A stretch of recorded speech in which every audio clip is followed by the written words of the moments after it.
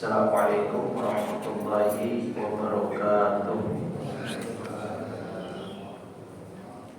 Alhamdulillah, alhamdulillahilladzi hadana li hadza wa ma kunna linahtadiya laula an hadana Allah. Asyhadu an la ilaha illallah wahdahu la syarika lah wa asyhadu anna sayyidana wa nabiyyana Muhammadan abduhu wa rasuluh. Allahumma salli wa sallim wa karrim ala sayyidina Muhammadin wa ala alihi wa ashabihi ajma'in. Subhanaka la ilma lana illa ma 'allamtana innaka antal alimul hakim. Rabbi shrah li sadri wa yassir li amri wahlul 'uqdatam min lisani yafqahu qawli. Saddid lisani wahdi qalbi bihaqqi sayyidina Muhammadin sallallahu alaihi wasallam. Amma ba'd. Fa ya ayyuhal hadirun wal hadirat, segenap pengurus DKM Masjid Buncit Indah, Bapak Ibu jamaah salat subuh, yang mudah-mudahan kita senantiasa mendapatkan rahmat dan berkah dari Allah Subhanahu wa taala. Alhamdulillah, Allah berikan kita nikmat iman Islam, panjang umur, sehat walafiat, sehingga pada pagi hari yang mulia ini, di hari Jumat Sayyidul Ayyam, Allah takdirkan kita untuk bisa duduk hadir mendengarkan kajian ilmu yang mudah-mudahan dengan sebab berkah majelis ilmu ini Allah berikan kita pahala yang berlipat dan diampuninya dosa-dosa kita semua sepulangnya kita dari tempat ini. Amin ya rabbal alamin. Salawat teriring salam tak lupa senantiasa kita curah limpahkan kepada junjungan kita baginda Nabi besar Muhammad sallallahu alaihi wasallam serta seluruh keluarga, para sahabat dan pengikutnya hingga yaumil qiyamah. Mudah-mudahan kita semua yang hadir kelak sama-sama mendapatkan syafaat dari baginda Rasulullah sallallahu alaihi wasallam. Amin ya rabbal alamin. Bapak Ibu yang dimuliakan oleh Allah Subhanahu wa taala, sebelum masuk ke hadis yang kedua di dalam urutan hadis arba'in yang pekan lalu sudah kita jelaskan, hadis arba'in adalah kumpulan 40-an hadis yang disusun oleh ulama yang diambil dari hadis-hadis Nabi.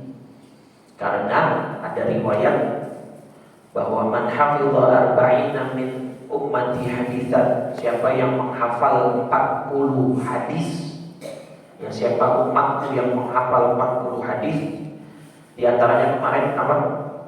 Bu'itsa minasyuhada, dia akan dibangkitkan oleh Allah sebagai orang yang mati syahid, atau bu'itsa faqihan aw 'aliman, dibangkitkan oleh Allah sebagai orang alim, ya, ahli fikih.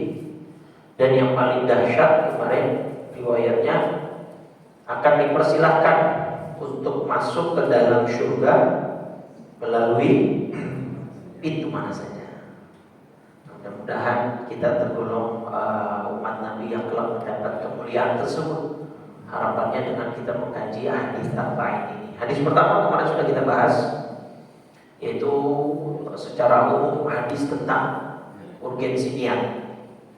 Innamal a'malu binniyat wa innama likulli imri'in ma nawa, faman kanat hijratuhu ila Allahi wa rasulih fa hijratuhu ila Allahi wa rasulih, wa man kanat hijratuhu ila dunya yusibuha aw imra'atin yankihuha fa hijratuhu ila ma hajara ilaihi. Bahwa segala sesuatu amal itu berdasarkan niatnya, maka seseorang akan mendapatkan sesuatu tergantung niatnya masing-masing. Maka ada hadis sahih yang cukup menarik di dalam hadis menuntut ilmu. Di dalam kitab namanya Al-Ajrul Kabir 'ala al-'amalil yasir, ada hadis Nabi ngomong begini, man ghada ilal masjid, man ghada ilal masjid. Jadi siapa yang berangkat ke masjid, ini masjid bukan? Kalau musola itu masjid bukan? Musola itu masjid bukan? Secara istilah bukan, secara istilah orang Indonesia, tapi secara hukum fikihnya musola itu masjid. Cuman musola itu adalah masjid kecil, sebagai kita orang Indonesia menyebutnya masjid kecil yang tidak digunakan untuk sholat Jumat, maka kita namain musola. Kalau di Arab itu adanya masjid jami' dan masjid bukan jami', ghairu jami', itu istilahnya kalau di Arab. Kalau di kita istilahnya masjid dan musola. Nah, kata Nabi, siapa yang berangkat ke masjid la yuridu illa ayyata'allama khairan, dia gak ada niat kecuali untuk belajar. Kalimatnya di la yuridu illa, tidak memiliki niat lain. Dia berangkat ke masjid untuk apa? Untuk belajar. Ya. Au yu'allimahu dalam hadisnya, atau mengajar. Jadi hadis ini untuk jamaahnya dan untuk ustadznya. Dapat nih hadis ini. Dan hadis ini sahih. Jadi siapa yang berangkat ke masjid niatnya wah hari Jumat nih atau hari apa yang memang sudah ada rutin kajian di sini, dia datang selain tentunya untuk sholat fardunya, dia mau datang mau dengerin kajiannya. Dia niat begitu dari rumah, maka dia pulang dari masjid, dari tempat dia belajar itu di masjid, ka'annama hajjata man hajjatuhu, dia seperti mendapat pahala haji, hajat yang taman hajjatuhu, ya, yang hajinya sempurna. Jadi pulang dari sini Bapak Ibu, insya Allah ketika tadi niatnya ingin belajar, ingin mendapatkan ilmu, maka pulang dari sini nanti nih cuma sekedar mungkin 30-45 menit kita duduk, pulang pahala kita insya Allah seperti pahala haji yang sempurna, hajinya di mata Allah Subhanahu wa ta'ala. Cuma pesan saya satu, jangan dibikin status. Kita dari sini pulang dari masjid-masjid, pulang bikin status baru pulang haji nih, berapa repot ya. Teman-temannya haji apaan di bulan Jumadil Akhir gitu ya. Baik, itu satu. Nah, jadi sedikit kita menyinggung lagi masalah niat. Kedua, ini hadis Bukhari nomor hadis 66. Ya, ini sebagai ini hadis riwayat Bukhari. Bukannya ini ya, satu lagi nih yang akan saya baru sampaikan. Jadi ada tentang keutamaan majelis ilmu di hadis Bukhari nomor 66. Singkatnya gini, Nabi lagi duduk melakukan kajian bersama para sahabat. Idh aqbala thalathatu nafarin, datang 3 orang. Ya, yang 2 dari 3 orang itu ikut nimbrung. Ya, jadi falamma fa'amma ahaduhuma fara'a furjatan fil halaqah fajalasa fiha wa amma al-akhar fajalasa khalfahum wa amma ats-tsalits fa'adbara zahiban. Kayaknya kalau sudah diterjemah sudah paham ya. Tadi agak manggut-manggut rasanya.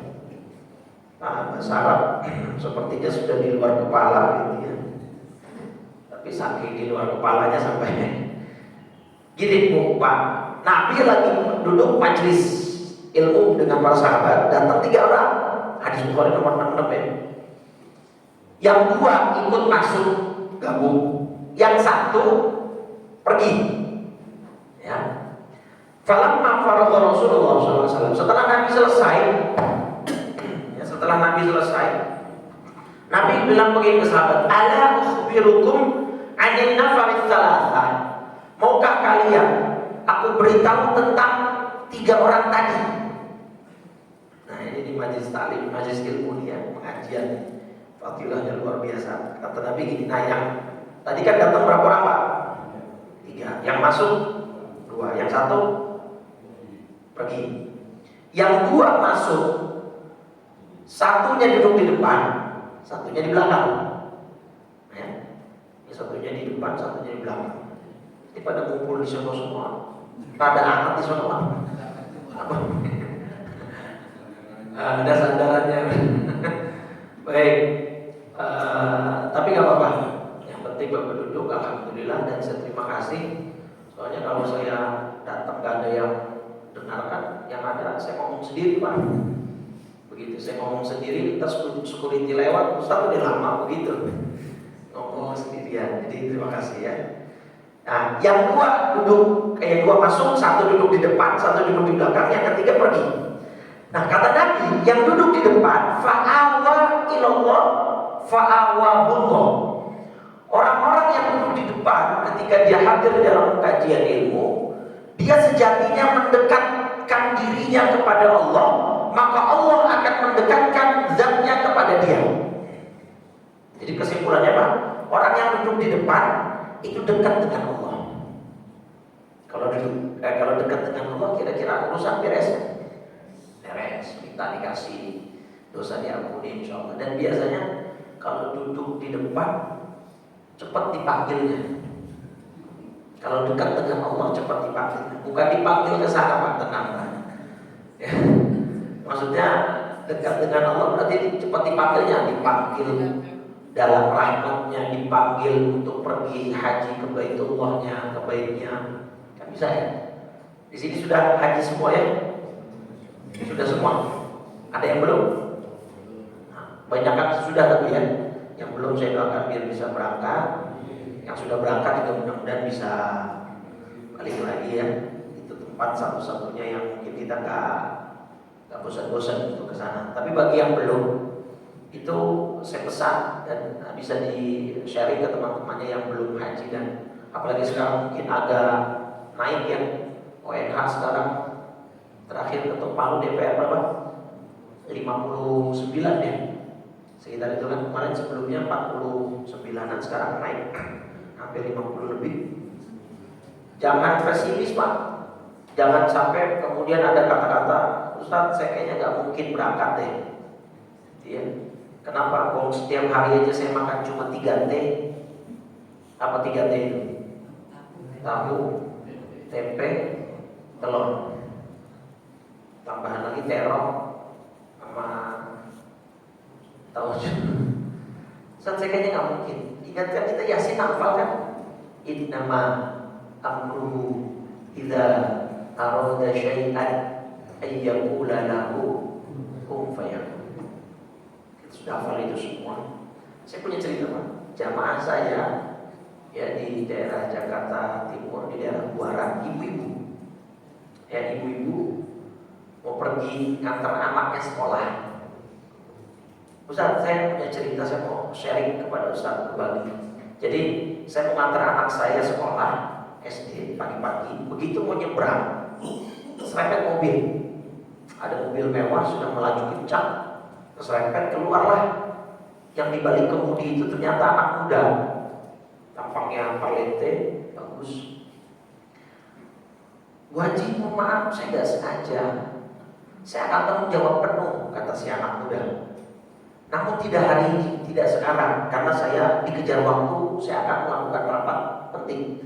Saya minta nomor telepon Bu Haji, nanti saya telepon. Karena jamaah saya kan pakai kerudung, gitu ya, maka dipanggil sama si anak muda ini, Bu Haji. Kata si ibunya, Mas saya nggak apa-apa kok, nggak usah diganti, nggak apa-apa, saya cuma lecet aja. Oh nggak apa-apa Bu Haji, saya pengen etikat baik, tapi nggak sekarang, nanti saya telepon balik. Nah, terus kan ibunya ngasih nomor. Kata si jamaah saya, tapi tolong jangan panggil saya Bu Haji Mas. Kenapa? Karena saya belum haji, gak enak nih apa kuping dengernya saya belum haji Mas. Selang 2-3 bulan gak ada kabar, masuk bulan berikutnya ditelepon, oh ingat gak? Saya anak muda yang tempoh hari itu beberapa bulan lalu nambah, oh iya Mas ada apa? Saya pengen tanggung jawab Bu. Ternyata belakangan diketahui anak muda memang bisnismen. Sukses, anak muda yang hebat. Akhirnya kata dia, saya ingat kata-kata ibu belum pergi haji, maka saya ada niat ingin memberangkatkan ibu haji. Jadi jamaah saya itu orang sederhana, ya, nggak mewah-mewah hidupnya. Tiba-tiba berangkat haji dengan cara seperti itu. Dan akhirnya diberangkat dengan 0 rupiah, diberangkatkan oleh si anak muda tadi. Itu yang kemudian kadang-kadang logika kita itu nggak bisa menjangkau kudrah dan iradahnya Allah. Itu tadi, ya innama amruhu idza arada syai'an ayyaqula lahu kun fayakun. Nggak bisa. Maka tergantung lagi dari niat tadi. Kalau kita bahas, korelasikan pembahasan kita, ya niatin aja dari sekarang, saya pengen berangkat ya Allah. Pokoknya saya nggak mau meninggal sebelum saya bisa berangkat haji atau umrah, menginjakkan kaki di sana, gitu ya. Jadi itu kisah hikmahnya di situ. Ya kalau ada yang nggak percaya nanti pulang jalanan di depan agak besar itu. Kalau misalnya mau ngetes, mau coba, tapi mobilnya pilih-pilih gitu ya. Jangan nanti malah tabrak lari gitu. Baik. Jadi yang pertama duduk di depan, orang-orang yang di majelis ilmu itu akan dekat dengan Allah. Yang duduk di belakang, alasannya apa kalau dalam hadis? Istahya minallah, dia malu kepada Allah. Maka fastahyallahu minhu, Allah akan malu kepada dia. Maksudnya malu kepada dia apa? Kalau dia minta, Allah malu gak ngasih. Kalau dia istighfar, Allah sungkan untuk tidak mengampuni. Kalau dia minta surga, Allah sungkan untuk tidak berikan surga itu kepada orang tersebut. Padahal ini duduk di belakang. Yang ketiga, kemana tadi yang ketiga? Perginya ini dalam konteks memang dia nggak senang majelis ilmu ya. Bukan dalam konteks dia ada urusan. Bukan dalam konteks dia ada uzur, sakit atau ada keperluan. Enggak. Ini konteks hadisnya, dia pergi karena memang nggak suka majelis ilmu. Apa kata Allah? Kata Nabi, fa'a'rada. Ini yang menakutkan. Maka dia berpaling dari majelis ilmu itu. Fa'a'radallahu anhu. Allah akan memalingkan dirinya dari orang tersebut. Orang-orang yang nggak mau duduk majelis ilmu tadi, tapi konteksnya memang beneran nggak mau, nggak pernah mau hadir. Bukan dalam konteks kalau bapak sesekali datang, mungkin hari ini lagi ada urusan atau lagi sedang kurang sehat, ada keperluan, itu nggak masuk. Yang masuk dalam kategori konteks hadis ini, dia beneran nggak pernah. Ya, jadi yang majelis ilmu itu kayaknya alergi gitu, nggak pernah mau. Nah itu mudah-mudahan tidak seperti itu diri kita dan keluarga kita ya. Karena orang yang seperti itu akan dijauhi oleh Allah SWT. Kalau sudah jauh dari Allah, akan seperti apa? Baik, itu dua hadis yang ingin saya tambahkan di dalam bahasan hadis pertama kemarin, niat. Sama satu lagi Pak, saya mau sedikit bahas tentang ikhlas dan riya. Riya itu apa sih? Apa? Riya itu apa riya? Sum'ah, pernah dengar nggak sum'ah? Apa kalau riya apa, sum'ah apa? Kalau riya itu amal kita ingin dilihat orang lain. Ya. Kalau sum'ah, pendengaran, berarti amal kita pengen didengar oleh orang lain. Nah, di dalam surat Al-Furqan, surat 25, ayat 23, Allah berfirman, "Wa qadimna ila ma 'amilu min 'amalin faj'alnahu haba'an manthura." Besok orang-orang yang riya, Pak, itu akan kami perlihatkan amalnya, tetapi kami jadikan nilainya haba'an manthura. Dia melihat, Pak, oh saya pernah bangun masjid, oh pernah saya ini, oh pernah saya itu. Tapi begitu dilihat saldonya, no, kemana semua ini? Haba'an manthura, terbang seperti debu-debu yang tidak terdeteksi lagi. Kan sayang, kita udah mengiranya mengumpulkan banyak amal, tapi tahunya nanti di hadapan Allah nggak ada nilainya. Atau surat Kahfi, surat berapa? 18. Ayat terakhir ayat berapa? 110. Falyamal 'amalan shalihan wa la yusyrik bi'ibadatihi bi'ibadati rabbihi ahadan. Beramallah yang soleh. Kalau kamu mau bertemu dengan Allah, nanti berjumpa dengan Allah, beramal yang soleh dan jangan menyekutukan Allah. Semua ahli tafsir sepakat maksudnya wala yusyrik bi'ibadati rabbihi ahadan, maksudnya jangan riya. Nah, ini sejalan dengan hadis Nabi. Riya itu sama Nabi disamakan dengan asyirkul asghar, syirik kecil. Ayo, sedikit kita main filosofi, Pak. Syirik artinya apa syirik? Kalau syirik bahasa Indonesia betul iri. Syirik loh, syirik tanda tak mampu gitu ya. Itu syirik dalam terma bahasa Indonesia. Tapi kalau syirik dalam bahasa agama, menduakan Allah. Ya, menduakan Allah. Ini syirik.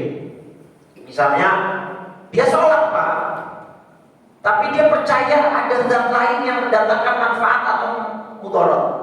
Dia sholat, misalnya dia juga jualan nasi uduk. Ustaz, saya kalau saya perhatikan ini, kalau jualan nasi uduk pakai centong yang merah nih, selalu habis, kan? Tapi kalau saya pakai centong yang biru, gak pernah habis. Saya tanya, emang ibu dapat dari mana centong yang warna merah? Saya dapat dari gunung apa biasanya? Kawi ya. Nah, berarti dia percaya sama apanya? Centongnya, bahwa centong mendatangkan manfaat. Ayat itu syirik, Pak. Menduakan Allah, gitu ya. Nah, pertanyaan saya, kenapa riya? Hadisnya kan inna akhwafa ma akhafu ala ummati asyirkul asghar. Hal yang paling aku takutkan dari umatku adalah syirik kecil. Apa itu kata Nabi? Riya. Kenapa riya dikatakan syirik? Ya, kenapa dinamakan syirik kecil? Padahal kan syirik menduakan Allah. Kok riya dinamakan syirik kecil? Gini, Pak. Kita yakin gak? Allah itu maha melihat, maha mendengar. Yakin? Allah melihat amal kita kan? Allah menyaksikan perbuatan kita kan? Kita yakin itu? Dan setiap apapun, kecil, besar, bahkan yang di dalam hati aja, niat aja kan dinilai sama Allah kan? Ayatnya yang paling gampang deh, faman ya'mal mithqala dzarratin khairan yarah wa may ya'mal dzarratin, sekecil biji atom pun, sekecil biji sawi pun, baik yang itu perbuatan soleh ataupun perbuatan buruk, ya semua akan ada penilaian dan balasannya. Berarti kan Allah menilai, Pak. Allah melihat, Allah mendengar, Allah menyaksikan apa yang kita perbuat. Loh, kok kemudian ada orang pengen disaksikan sama pihak lain, sama orang lain? Berarti ya, lisanul halnya artinya perbuatan dia yang demikian menginginkan ada pihak lain yang mengakui eksistensi amal ibadahnya, seakan-akan dia ngomong begini, saya nggak cukup lah pakai penilaian Allah, saya masih butuh penilaian orang lain. Itu kenapa riya dikatakan syirik kecil. Jadi seakan-akan dengan dia menginginkan penilaian dari orang lain, dia merasa tidak cukup hanya dengan penilaian dari siapa? Paham ya? Jadi nilai menduanya di situ, Pak. Maka Allah udah ngelihat. Masa ngapain butuh penilaian dari? Berarti kamu merasa tidak cukup penilaian hanya dari Allah. Itu makanya kenapa syirik dikatakan riya dikatakan syirik kecil, karena ada menduakan Allah sama saja. Tapi gini, syirik riya dan ikhlas itu adanya di mana, Pak? Syirik riya, ikhlas, sum'ah itu adanya di mana? Di hati kan. Indikatornya memang ada, tapi apakah Bapak Ibu bisa mengklaim 100% orang ini pasti ikhlas, orang ini pasti riya? Bisa nggak begitu? Contoh, ada jamaah nyumbang di masjid Bukit Indah, nyumbangnya 0,5 M. M tahu 0,5 M? M 0,5 M itu ya 500 juta. Kemudian dia nggak berkenan namanya disebut ketika ketika pengumuman saldo atau pengumuman laporan masjid di hari Jumat. Hamba Allah ditulisnya. Ada lagi yang nyumbang 1 juta, minta namanya disebut, ditulis. Saya mau tanya, apakah berarti Bapak bisa mengklaim 100% yang tadi setengah M tidak minta disebut namanya pasti ikhlas?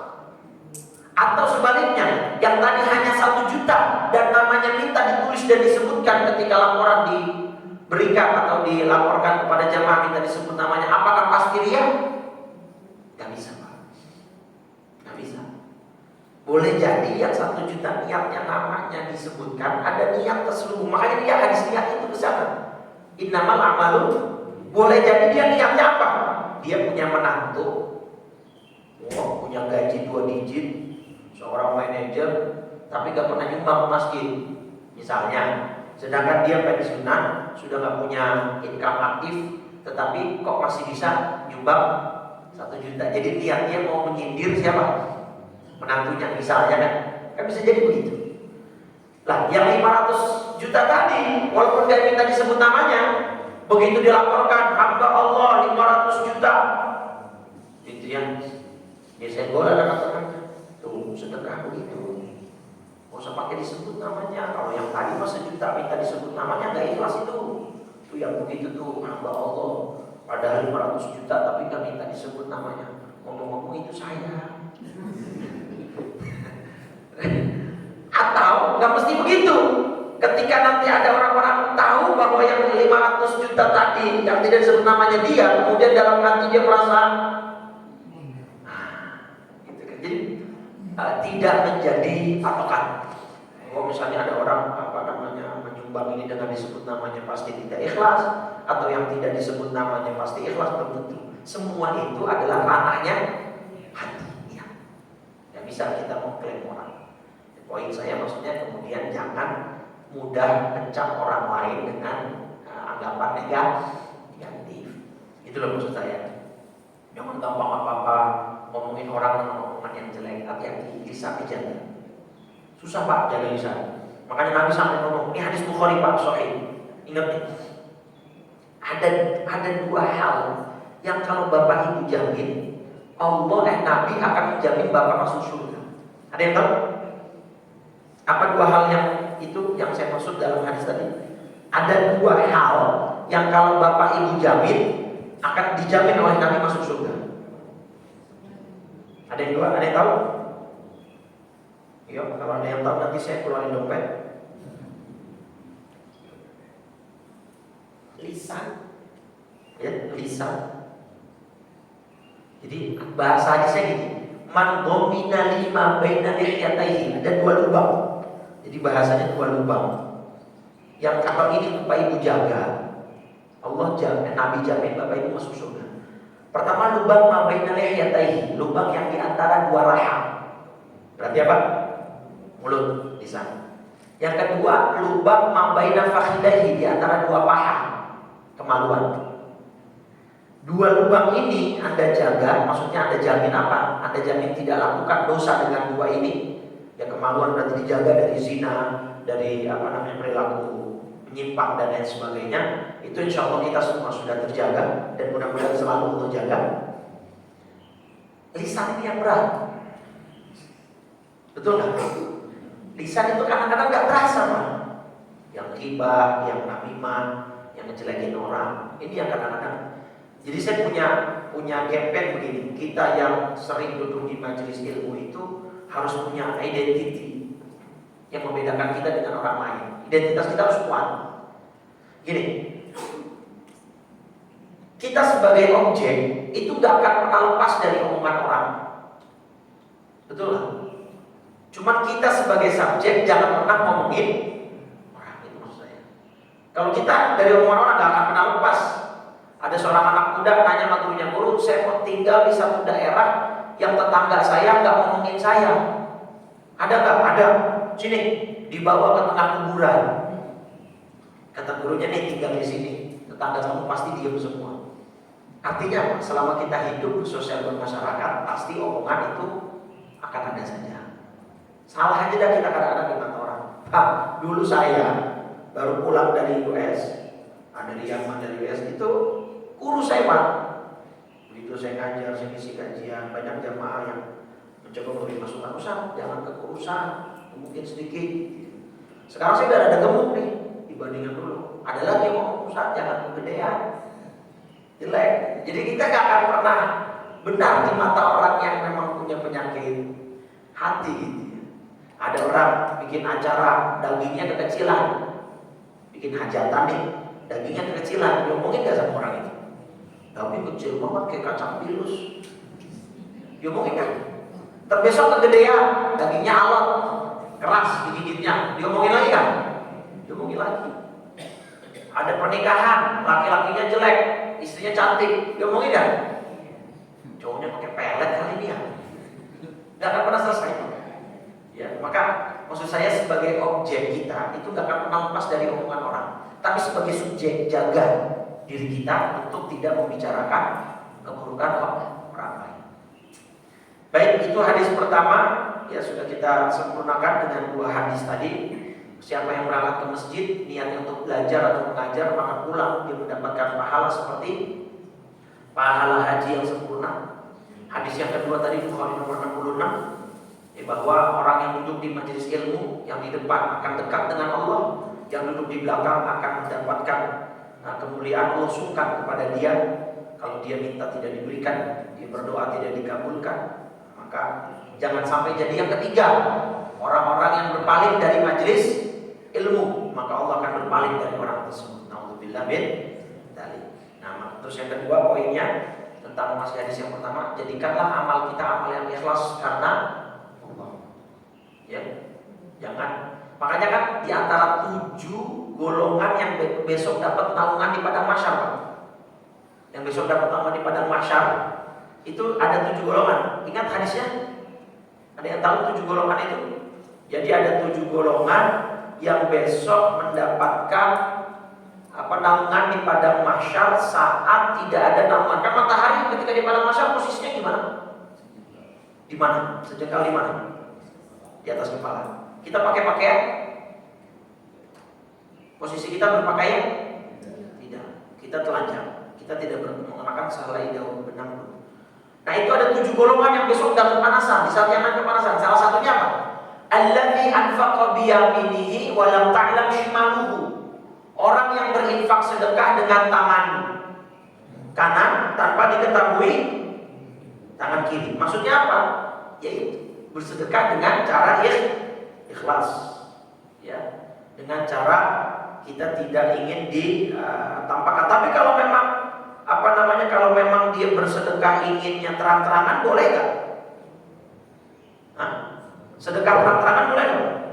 Boleh, nggak ada larangan. Cuman rentan, hati-hati kesisipan niat, ya, kesisipan niat yang tidak baik, ya, sehingga bisa menggugurkan apa? Menggugurkan amal ibadah kita sendiri. Baik, nah kita masuk ke hadis yang kedua. Saya gambarkan dulu hadis kedua ini, Bapak Ibu, di dalam hadis arba'in. Jadi hadis pertama tentang niat. Hadis kedua ini tentang arkanuddin. Arkanuddin.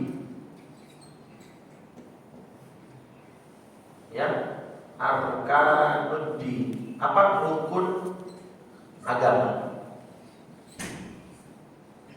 Rukun agama ada berapa? 3. Pertama, iman. Yang kedua, rukun Islam. Yang ketiga, ihsan.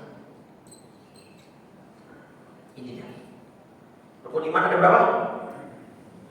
Ada 6. Rukun iman, rukun Islam 5. Rukun iman 6, rukun Islam 5, rukun ihsan 1. Makanya kan ada menara 156 di mana itu? Simatupang ya. Nah itu dari sini Pak, dari Arkanuddin ini. Gitu ya, Arkanuddin. Kita baca redaksi hadisnya biar kita semua dapat keberkahan dari hadis Nabi Muhammad SAW. Hadis ini panjang Pak, ya. Saya akan baca per penggal agar bisa langsung dipahami. Bismillahirrahmanirrahim. Qala Syekhul Mu'allif rahimahullahu taala wa man naf'a bihi wa bi barakati ulumihi wa bikum fid dharain amin radhiyallahu taala anna wa ankum. An Umar, nah hadisnya dari Sayyidina Umar juga Pak. Kemarin hadisnya juga dari Sayyidina Umar. An Umar radhiyallahu taala anhu aidan qala bainama nahnu julusun 'inda Rasulillah sallallahu alaihi wa alihi wasallam zata yaumin idh tala'a 'alaina rajulun shadidu bayadhi thiyabi shadidu sawadi sya'ri la yura 'alaihi atharu safari wa la ya'rifuhu minna ahad. Hadis ini diriwayatkan dari Umar bin Khattab radhiyallahu anhu, semoga Allah meridhoinya. Beliau berkata, saat kami sedang duduk bersama Rasul, nah, dibayangkan ya, hadisnya bayangkan. Tiba-tiba tola'a alaina rajul, datang seorang laki-laki. Jadi kami lagi duduk bersama Rasul, itu sedang majelis, datang seseorang, bajunya sangat bersih, putih, rambutnya apa kalau bahasa kita itu? Klimis, rapi, kayak pakai pomade gitu ya, pakai krim rambut, dan sangat hitam warna rambutnya. Yang aneh ini, la yura alaihi atharus safar, nggak kelihatan ada tanda-tanda dia bekas melakukan perjalanan jauh. Kenapa kok di notis hal itu? Karena kata sahabat, kata Sayyidina Umar, la ya'rifuhu minna ahad. Sedangkan kita nggak ada yang kenal orang itu. Ayo, nyambung nggak? Aneh nggak? Rambutnya tadi rapi, klimis, bajunya putih bersih, warna rambutnya hitam pekat. Nggak ada yang kenal. Tapi nggak ada kayak bekas-bekas. Orang kan kalau bekas dari perjalanan, Pak, dari bis saja kita turun kan kelihatan. Mukanya kelihatan, muka capek, bajunya agak lusuh, lecek ya. Ini enggak. Apalagi zaman dulu perjalanan kan pasti jauh-jauh, nggak ada alat transportasi teknologi kayak sekarang ya kan. Pasti perjalanan jalan kaki, kalau nggak pakai unta atau keledai atau kuda kan gitu. Ini siapa ini? Kita nggak ada yang kenal, rambutnya rapi, bajunya bersih, tapi nggak ada kelihatan dia habis perjalanan jauh. Nah, tiba-tiba itu orang langsung datang masuk, hatta jalasa ila Nabi sallallahu alaihi wasallam, datanglah masuk di hadapan Nabi. Nabi lagi duduk. Fa asnada rukbatayhi ila rukbatayhi. Kemudian orang itu menempelkan apa ini namanya? Lutut dengkulnya ke dengkulnya Nabi. Jadi hadapannya dengan Nabi itu sangat dekat, sehingga lutut ketemu lutut, gitu ya, lutut ketemu lutut gitu. Jadi duduk begitu, lutut nempel dengan lutut, terus wa wada'a kaffaihi ala fakhidaihi. Sudah lututnya menempel, kedua telapak tangannya orang tadi diletakkan di atas pahanya Rasulullah. Jadi gini, pak, gitu ya, posisi begitu. Terbayang ya? Jadi orang ini nggak ada yang mengenalnya, nggak ada yang tahu dia siapa, pakaiannya bersih, ya nggak kelihatan habis perjalanan, tapi nggak ada yang kenal. Wa qala ya Muhammad akhbirni 'anil Islam. Ya, ini hadis di riwayat Imam Muslim nomor hadis ke-8. Hadisnya riwayat Muslim nomor 8. Ya Muhammad akhbirni 'anil Islam, wahai Muhammad, kabarkan kepadaku atau beri kabar kepadaku atau beritahu aku tentang Islam. Nah, faqala Rasulullah sallallahu alaihi wasallam, kemudian Nabi menjawab, al-Islam an tasyhada an la ilaha illallah wa anna Muhammadar Rasulullah wa tuqimas shalah wa tu'tiyaz zakah wa tasuma Ramadan wa tahujjal baita in istata'ta ilaihi sabila. Islam itu adalah engkau bersaksi bahwa tiada Tuhan selain Allah dan bahwa Nabi Muhammad adalah utusan Allah, mendirikan sholat, membayar zakat, berpuasa di Ramadan dan pergi haji jika ada yang kemudian mempermasalahkan, Ustaz, rukun Islam itu sebenarnya urutan yang benar gimana sih? Syahadat, sholat ini gak ada perbedaan, haji gak ada perbedaan, nomor 5 haji, nomor 1 syahadat, nomor 2 2 sholat, nomor 5 haji. Yang ada perbedaan riwayat nomor 3 dan 4. Yang disebut puasa dulu, apa zakat dulu. Ya, kalau yang di sini di riwayat yang ini adalah yang disebut zakat dulu baru puasa. Ada juga yang riwayat puasa dulu baru zakat. Itu gak ada pengaruh apa-apa sebenarnya. Cuma hanya urutan riwayat saja yang membedakan. Cuma menjadi masalah kalau ini masuk ke dalam soal anak-anak SD. Suka banyak triki di situ. Sebutkan rukun Islam nomor 3, ayo. Ya kan? Nah, maka saya bilang kalau kayak begitu ya tanya guru pengajarnya atau sesuai dengan buku buku paketnya aja, kurikulumnya aja, di situ paketnya riwayat yang mana, itu gak jadi masalah sebenarnya ya. Jadi rukun Islam berapa? 5, itu jelas. Kalau sadaqta, orang ini kemudian membenarkan jawaban Nabi, engkau benar wahai Muhammad. Fa'ajibna lahu yas'aluhu wa yusaddiquhu. Kita semua heran. Ini orang nanya, dia yang nanya, dia juga yang membenarkan. Herannya kenapa? Begini Bapak Ibu, kan sahabat itu tahunya kalau agama itu kan sumbernya cuma dari siapa? Dari Allah dan dari Rasulullah, kan itu. Lah ini orang, dia yang nanya, Nabi jawab. Begitu Nabi jawab sama dia dibenerin, kok seakan-akan dia seperti Nabi gitu. Padahal kita tahu sumber agama itu dari Allah atau dari Rasul. Nah, kok ini dia tiba-tiba membenarkan Nabi? Loh, siapa sih ini orang? Nah, jadi pertanyaan itu semakin mendalam di tengah para sahabat. Kita lanjutkan dulu hadisnya, nanti penjelasannya kalau cukup waktunya kita pending di pertemuan selanjutnya kalau tidak sempat hari ini. Kalau orang itu lanjut nanya, fa akhbirni 'anil iman. Yang kedua pertanyaannya, beritahu aku tentang apa itu iman. Kalau Nabi menjawab, antum binabillah, beriman kepada Allah, wa malaikatihi, kepada malaikat, wa kutubihi, kepada kitab-kitab Allah, wa rusulihi, rasulnya Allah, wal yaumil akhir, hari akhirat, maksudnya hari akhir, wa tu'mina bil qadari khairihi wa syarrihi, dan beriman kepada takdir baik dan takdir buruk. Itu nanti kita bahas ya. Jadi kalau ditanya gini Pak, berapa jumlah nabi yang wajib kita imani? Ayo cermat pertanyaannya, cermati pertanyaannya. Berapa jumlah nabi dan rasul yang wajib kita imani? Yang wajib kita imani 25. Gak ada jawaban lain? Atau pertanyaan saya ubah, berapa jumlah nabi dan rasul yang wajib kita ketahui?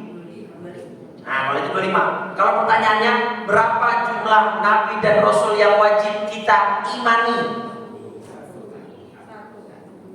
Yang wajib kita imani 1. Siapa? Nabi Muhammad tuh. Kita gak imanin ke yang lain. Nah, itu yang sering kita baca, la nufarriqu baina ahadin mir rusuli wa qalu sami'na. Nah, itu kan la nufarriqu baina ahadin mir rusuli, artinya kami tidak membeda-bedakan antara satu nabi dan yang rasul yang lain. Itu surat Al-Baqarah ayat 285. Gini Bapak Ibu, kalau ditanya berapa jumlah nabi dan rasul yang wajib kita imani, jawabannya semuanya. Iya dah. Loh, kalau Bapak gak iman sama Nabi Adam, Bapak gak iman sama Nabi Isa, Bapak gak iman sama Nabi Musa, makanya tadi surat Al-Baqarah ayat 285 itu bunyinya gimana? La nufarriqu baina ahadin, kami kita tidak membeda-bedakan antara satu nabi dengan nabi yang dalam hal apa? Keimanan. Itulah kenapa orang Yahudi gak selamat. Ketika Nabi sudah diutus menjadi seorang rasul, orang Yahudi gak mau mengakui Rasul Nabi Muhammad sebagai seorang rasul. Kenapa gak mau Pak? Orang Bani Israel kan Yahudi terkenal cerdas Pak, dan terkenal loyal dengan para nabinya. Coba ada Al-Hawariyun, loyalisnya Nabi Isa. Bani Israel yang loyalisnya Nabi Musa juga banyak. Nah, mereka sudah kadung jumawa orang Yahudi itu bahwa Nabi dan Rasul itu mostly itu dari bangsa mereka.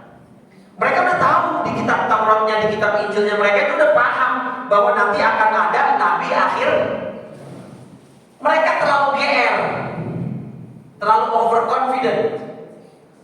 Dipikir ya udahlah Nabi Isa, karena bisa Nabi sebelum Nabi terakhir kan, Nabi Isa aja dari bangsa kita, pasti ini mah.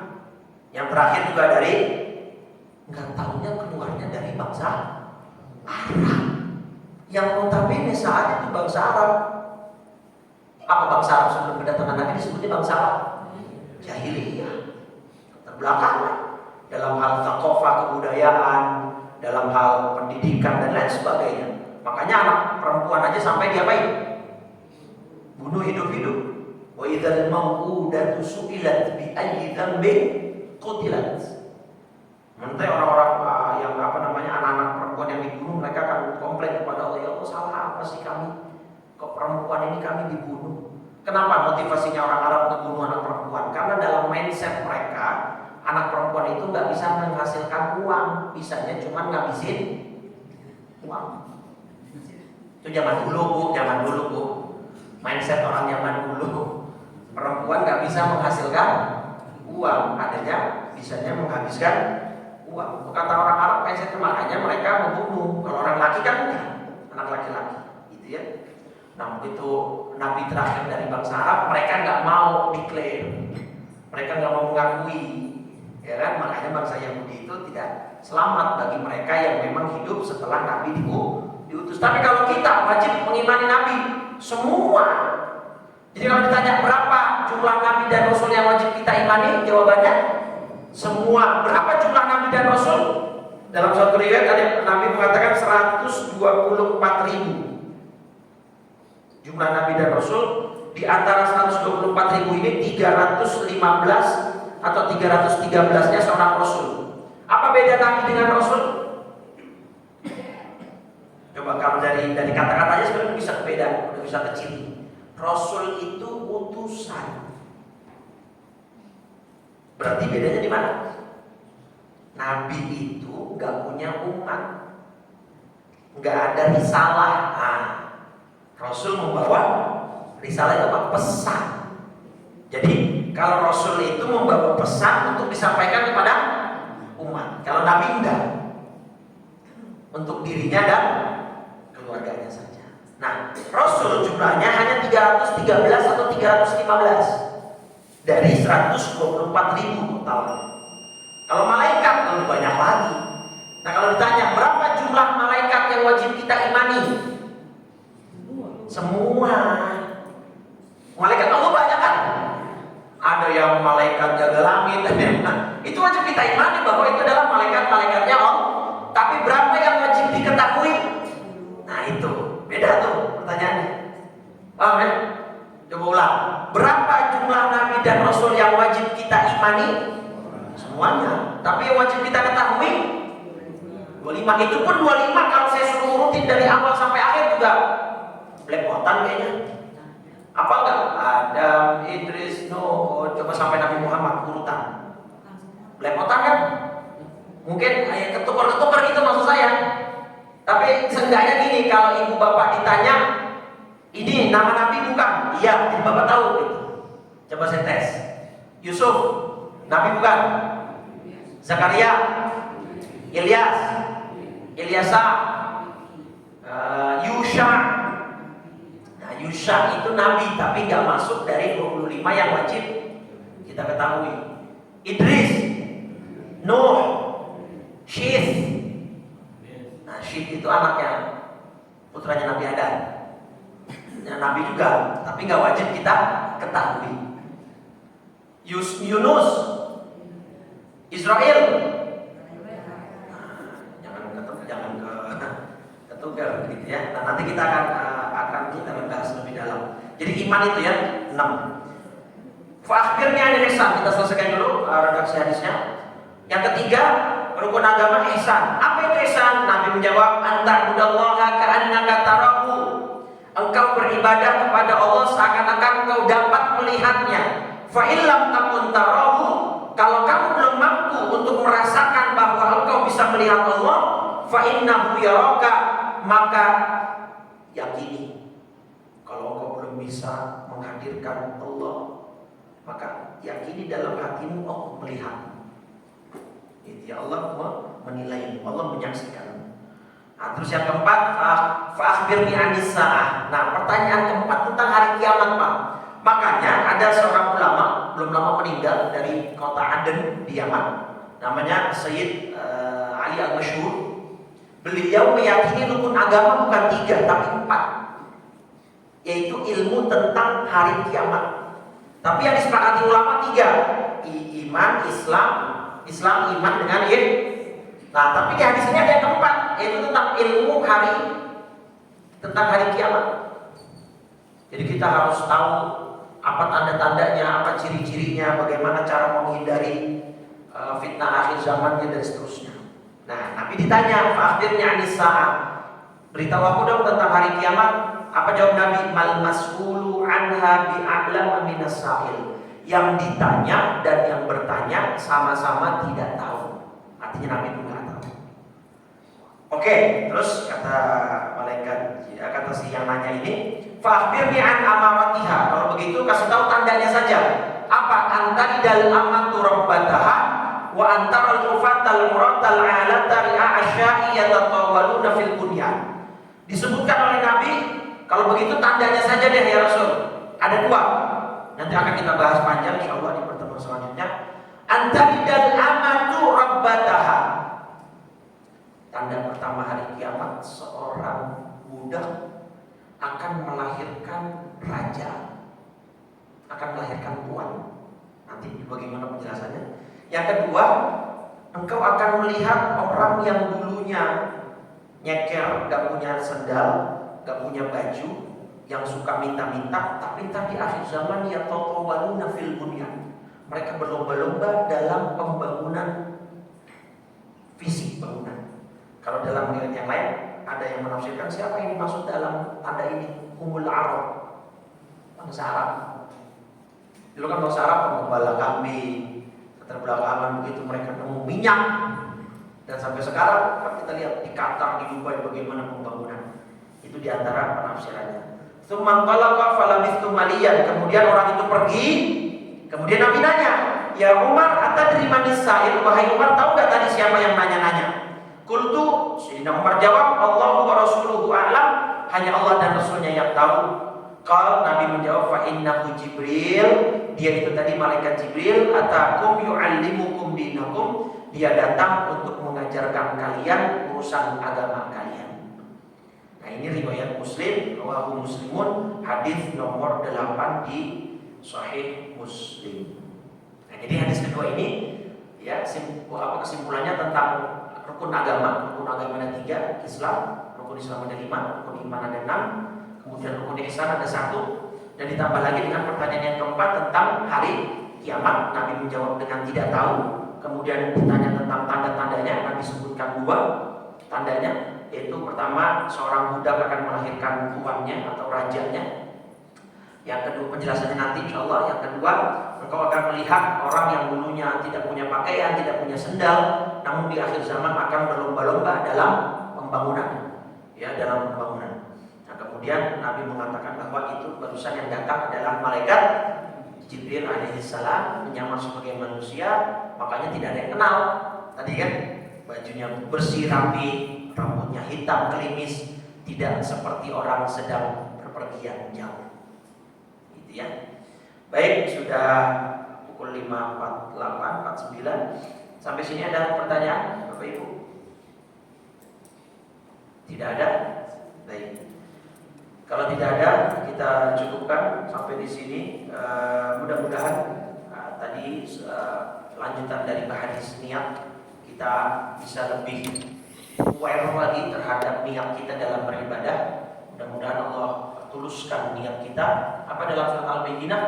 Mukhlisina lahuddina hunafa.